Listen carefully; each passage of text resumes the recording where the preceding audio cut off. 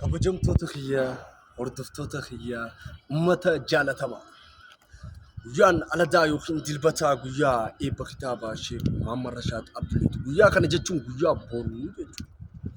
Guyyaa kana egaa nurraa naftan Dooktar Sheek Muhammad Rashaad Abdullee jechuun abbaa kitaabaa afaan Oromoo yeroo jalqabaatiif barreesse. Nama yeroo jalqabaa qubee afaan Oromoo barreesse.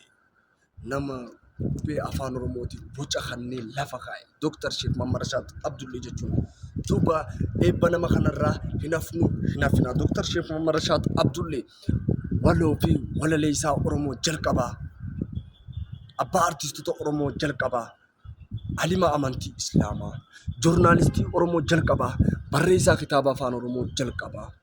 Kitaabni inni yeroo jalqabaa akka Oromootti namni kitaaba Oromoo barreesse isa. Kitaabni inni barreesse kunis furaa afaan Oromooti jedhama.